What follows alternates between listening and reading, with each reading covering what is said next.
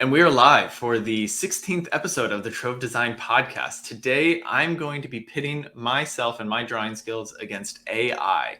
We've talked about on a previous episode the future of design, and we talked quite a bit about AI, and we also have done a little bit into product design. And today, we wanted to show you just kind of what both sides can do, the pluses, the benefits, take you through some of that. And so, Andres has actually found a great AI, and as you can see, there's a little bit different of a camera view. It's because I'm going to be sketching on my iPad here as we go. So, Andres, let's start off with the AI and kind of introduce the challenge and show some of that if you wouldn't mind talking. And maybe I can start sketching.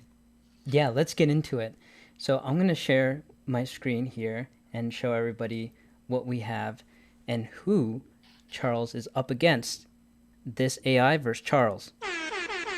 So what I'm doing here is I'm using this AI called Night Cafe, which is accessible to everyone. So you don't have to sign up for Discord or anything like that, which you very well can. You can join the community on for this particular AI. And so this is what it looks like. You can transfer a photograph or another piece of artwork into a different style, or you can start completely from scratch from text to image, and that's what we're going to do today. The challenge what we have for Charles today, and we talked about it in the green room, is that we're going to get the AI to create a futuristic headphones render. And that's what Charles is going to be sketching. And I don't know if he's starting already, I Charles. have, yes. Sorry, So, I'm trying to jump the gun. all right, so we're going to get started. So, I'm going to take this off screen and then we're going to share what Charles is up to right now. So, I'm going to hit render and I'm not going to do it right now. I'm going to do it off screen so that way Charles has no way of knowing what the AI is up to. Okay, That sounds so great. let's get started here. So, I'm just going to remove this from there and put Yeah. Charles back here. And let's see what Charles is up to. Definitely. Yeah. So I just started, I use Procreate on the iPad typically, or else if not, I will use kind of a ballpoint pen on just normal paper. That's typically how I like to sketch and do some different drawings. You can probably hear my dog in the back as well. So right now, really what I'm starting to do with the prompt of a futuristic earbud is I'm trying to get a couple of side shots, a couple of thumbnails of what maybe some different design aesthetics of an earbud. So like you can see here really quickly, it's just we're starting with kind of the ear cup, which is this portion, and then you have another transition. So I don't know, this can really be anything that you want, and this is where you're trying. I'm going to be rotating my screen. Hopefully that doesn't mess up too much. I rotate my screen a lot when I'm sketching because it's important to have a comfy screen. So you can get really into some crazy ideas here. This is where you're concepting. You're trying to not get uh, too high of a fidelity in terms. I mean, that earbud probably could have been a little bit better, but really, you're just trying to get um, as many ideas out as possible, right? And so, right here, you can see like I'm just trying to think through. Typically, with futuristic shapes, you're thinking of a lot of hard lines, hard edges, and so that's why kind of on this version that you can see, I tried to keep these points in quite a bit. And so I don't know, Andres, what do you think of when you think of like a futuristic when you think of a futuristic design? You know, I'm kind of thinking like that Blade Runner aesthetic almost. So maybe we could do, I don't know, some other interesting lines and work that in as well. But what do you think, Andres, when you think That futuristic? that is such a great question, and I would love for anyone else that is watching this episode to put in the comments what you think what are the criteria for futuristic product designs are. And just to go off my own knowledge, I'm not a product designer, but what I would imagine futuristic headphone buds would be is something along the lines of cyberpunk ish. So very hard lines, uh, geometric shapes, maybe some um, interesting materials. So maybe not always metallic. It could be something more textured. So that's what I would come up with. And I got to let you know that Charles, the AI, is creating something very funky. Oh, is it already finished? I think so. Yeah. Let me go Oh double my check that. goodness.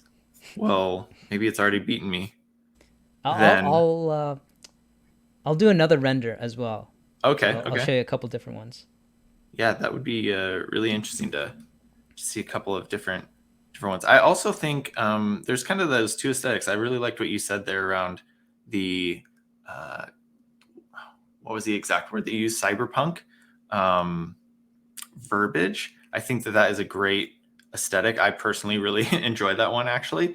But there's also I think another one that you think of like a futuristic design where maybe it's more uh, visually appealing. You know, you get a lot of like large swoops whenever you see futuristic movies. They're either kind of fall between one of those two, where it's like this dirty dystopian future, or a very polished. Typically, it's called the Star Trek or like utopian future, right? So it's like either Star Trek or Star Wars.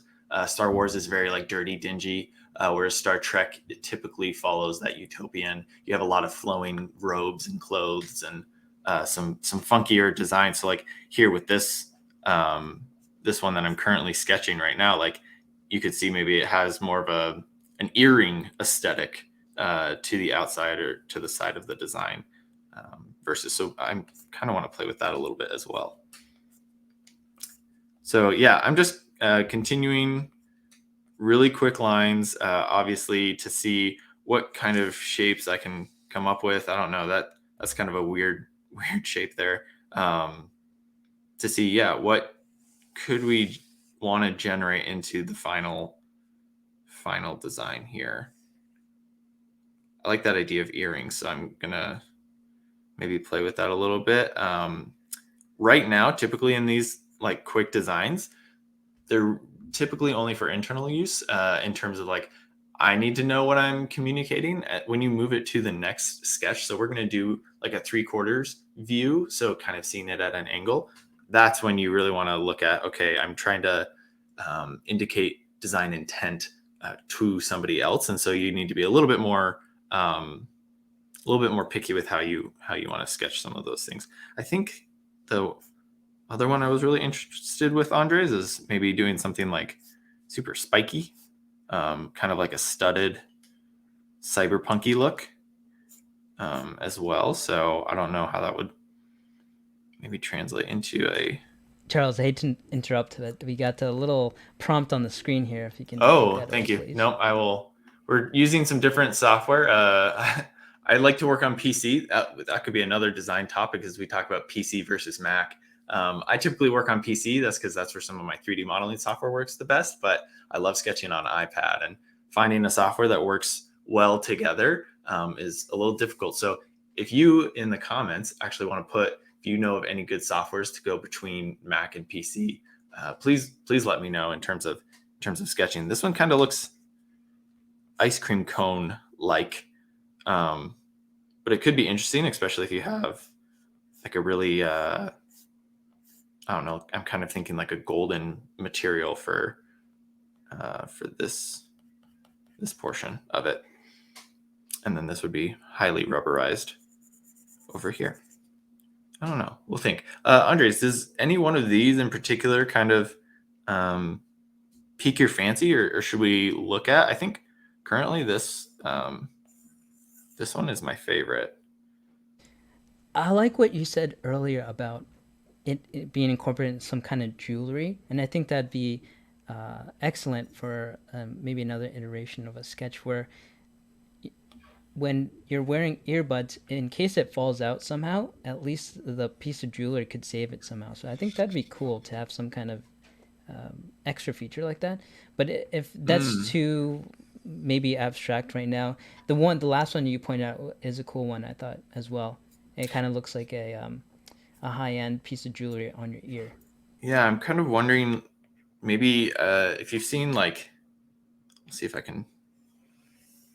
I don't draw humans much, but there's a lot of jewelry, and I think jewelry design is another topic that is really interesting as well. But I think there's a lot of jewelry in like the fantasy world around um, doing kind of like elf ears or something of that nature. And so maybe if we had an earbud that kind of incorporated into some form of I don't know, Elfier design that kind of cuffed around, right? So it could come up through there.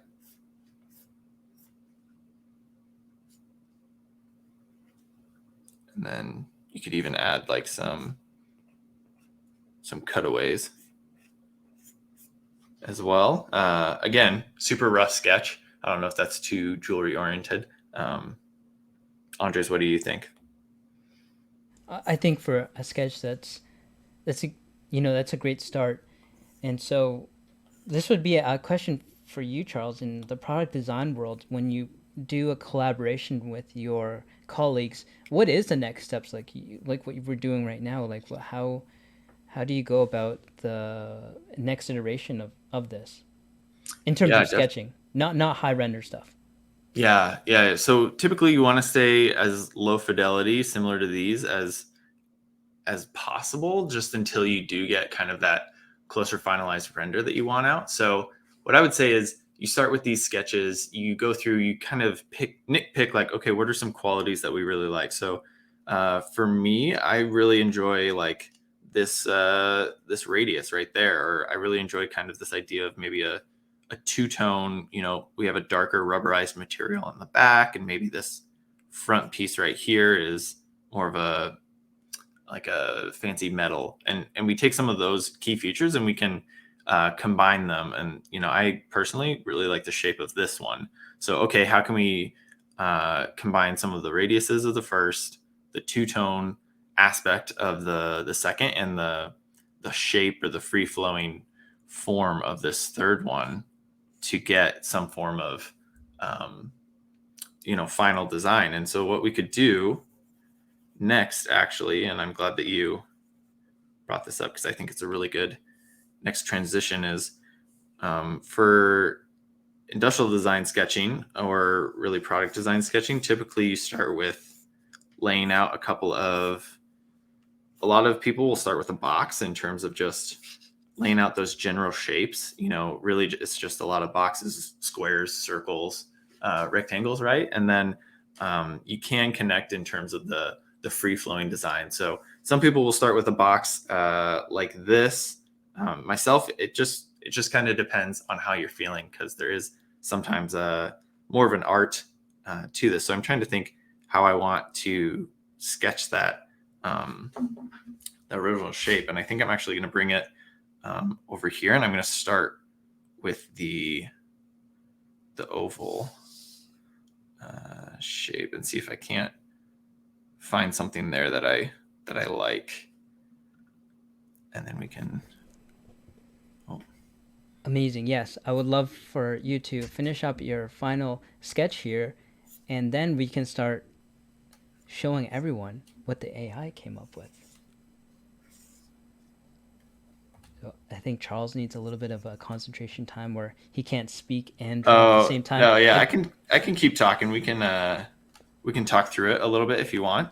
Yeah, I was just gonna let the people know that if you ever have done this Oh, type of format where you're explaining your thought as you draw, it is pretty challenging, because you're trying to do two things at the same time. You're trying to articulate your thought at the same time. You're trying to use your dexterity with your hands and your hand-eye coordination on a piece of medium, whether that's iPad or pen and paper and that kind of stuff. It takes a lot of computing power in your brain. But terrible joke there, everyone. But what I'm trying to say is that it does take some skill and practice, and I'm not too sure how much Charles has in that. But I would just love for him to give him some concentration time as he does this, because in a typical work environment, you wouldn't be talking and drawing at the same time. So we kind of have Charles at a disadvantage when we're doing this type of format, because of the talking and drawing and speaking at the same time. So there's yeah, but if Charles, definitely you a little have bit. something to add, go ahead. Yeah, I was just gonna say there's definitely a little bit of a disadvantage, just because you aren't typically, um, just like you said, Andres, you're not typically doing it with other people watching. This is definitely a skill that I wanna practice and learn. So maybe audience, if you are if you're watching and this is something that interests you in terms of looking at, okay, how can we do different sketches or different designs? We can continue this on the podcast, or we can have like a sketching Friday. I also want to say that Andres is an amazing artist and has quite a few really good sketches that I would be interested for him to show and to share what those could look like on Oh, here.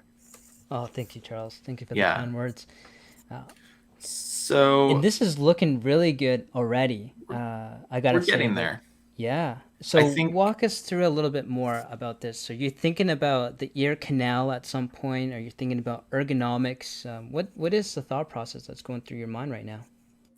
yeah, so this kind of sketch right here, I think primarily because it is an earbud, futuristic earbud, there's some standards, right? Like this ear cup piece is fairly standard. That's something that we could pull off the shelf. Really, right now, what we're just trying to indicate is some sort of okay, this is an earbud piece, right? And then some of the other parts that we're really trying to look at are, maybe this two-tone quality that I'm about to start adding, or how do some of these other shapes kind of connect. Like you can see something that I do and that I'm um, continually learning to try and do is when you're sketching, you want to keep it as free form and flowy as possible.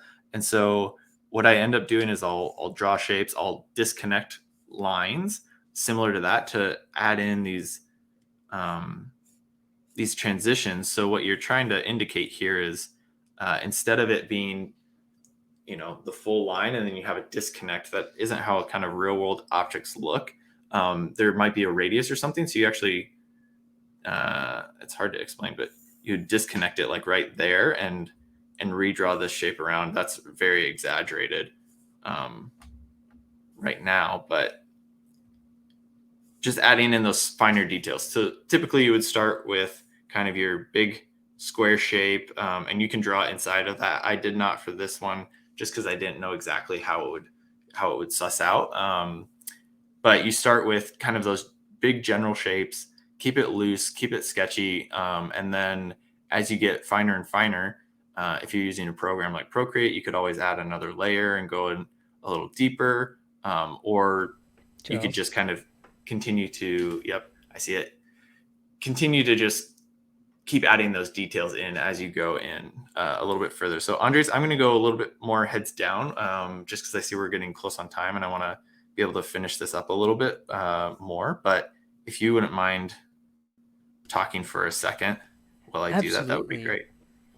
Yeah, and I wanted to talk to anyone that's listening right now to our episode on product design versus or product designer versus AI is that if you are a product designer, have you done this on your own yet? Have you tried to prompt an AI and go up against it?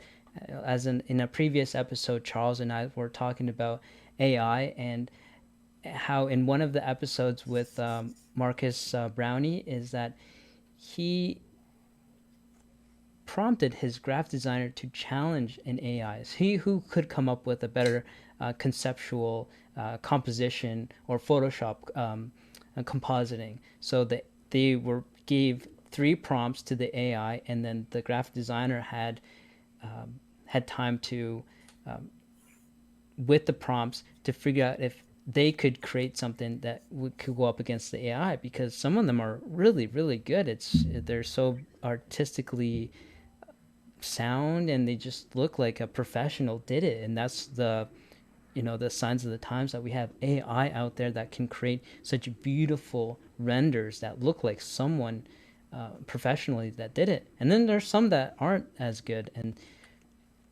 in that episode it explains how some of the details the AI got wrong, and it's an amazing episode. So just curious to know if anyone out there has challenged themselves to go up against an AI. That would be my question for the audience that's watching today. And so I see that Charles is adding some value to his sketch and even some yellowness. So Charles, I just want to maybe talk to you for a quick second. Why choose yellow? Yeah. So for me personally, actually, something that the viewers of this podcast might not know is I'm actually red-green colorblind, and so color is one of those really interesting things because there's a lot of talk in terms of color theory around design and being able to depict. So typically, when I try and do high contrast um, aspects, I'll put yellow in just because for me that's the easiest to see a nice high contrast design. For yellow, honestly, right now it's a placeholder.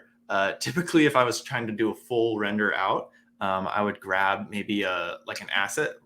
This where I'm indicating yellow is what I want to actually be like a gold material in the future for this product. And so right now, I don't have that asset on hand for this live stream, but what I would have ended up doing is bringing in an asset of just like gold and being able to put it over here and then trim it out so that you can actually see what gold could look like here. So right now it's just more of a hand rendering.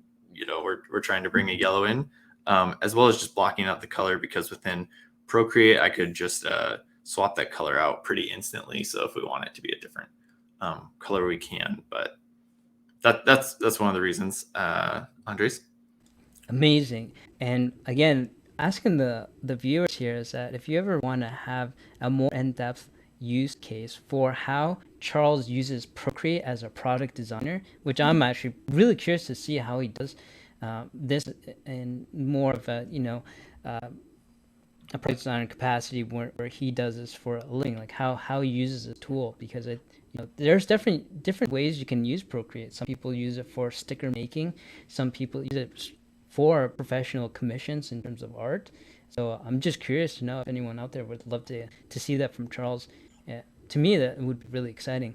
So Charles, how much more time do you think you need to finish your render here? That is a great question. Yeah, I could probably go all day. So I don't know if we actually want to end up doing that. I was just trying to find the right pencil brush here for what I was trying to do. But yeah, I could probably go all day. But if we need to cut this a little shorter, we definitely can.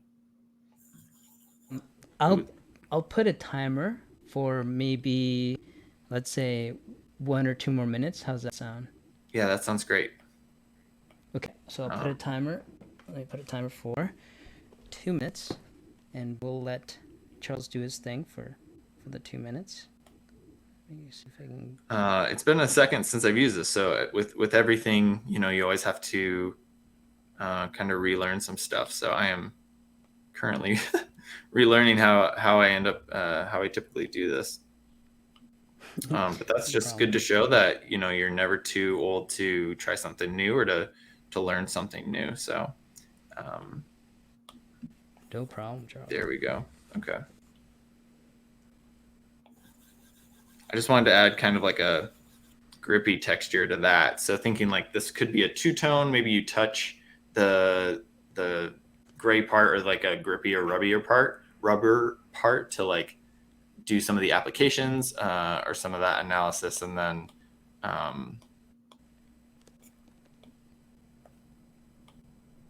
yeah, that makes complete sense. Yeah, and then I don't know, there's other things that you could add. Like if you don't want it there, maybe we add some form of indication of like a control panel here, with like a minus or a plus in terms of volume, for a touch application. Or there's details like this that you can keep adding in or taking away.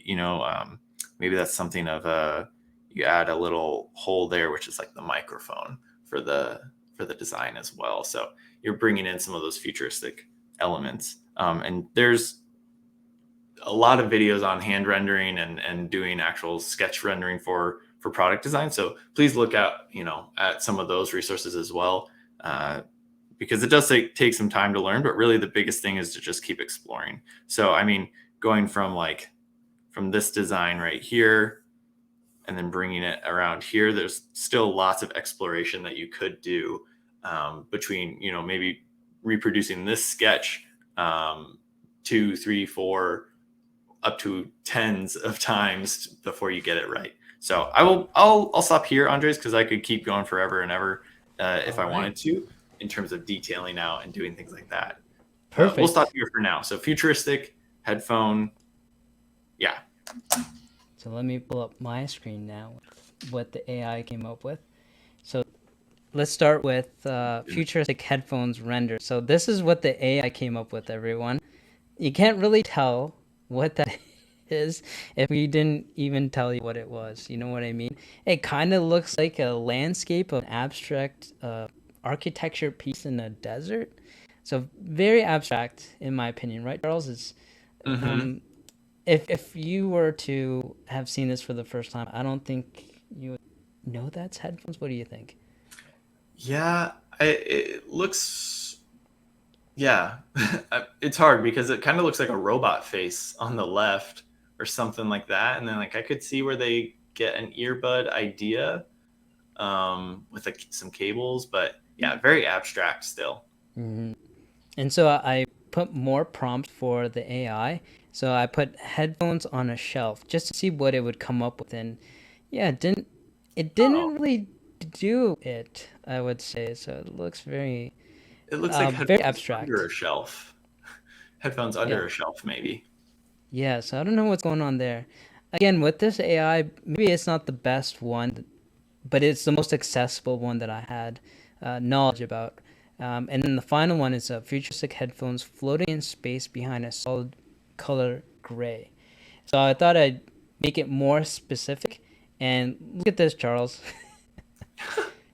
It's like a space theme.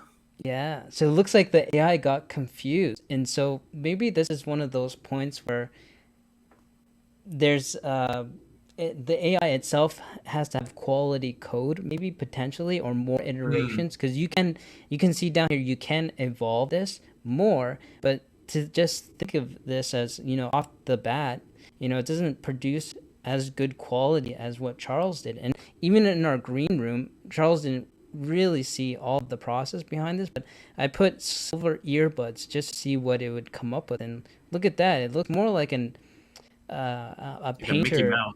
yeah, or Mickey Mouse, yeah. So just goes to show how the AI versus a human can go. So this has been an exciting episode, Charles, and thank you so much for taking the challenge.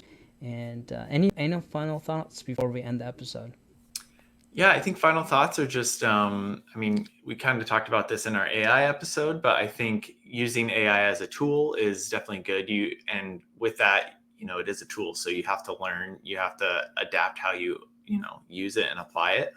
So just like with anything, whether you're using, you know, Procreate or some other sketching app, or some other tool, you have to learn some things behind that as well. So yeah, I think the final thoughts are just let us know, listeners, viewers, if you want more of this kind of content or if there's anything else in terms of product design that you would be interested in. I will kind of leave with the nugget of within product design, sketching is typically used to just convey an idea. So it doesn't need to be Instagram beautiful or anything like that. I know that there's quite a bit of that on there, but you'd be surprised with how many, even just product designers who've been doing it for so long, uh, do not they're not very good at sketching. It's really important to be able to convey design intent, and that's I think what I would like to leave you with is just have that design intent behind the sketch and be really clear with that. And if you need to add arrows, if you need to add text, that's fine. It just needs to make sense to be able to say, here's this idea that I had from my head. Let's take it on paper and prototype it and iterate with it. Thank you, That's Charles, what I would and have for my last thoughts. awesome. So for anyone out there, if you watch this episode, please consider subscribing, and we'll see you in the next video. Take care, everyone.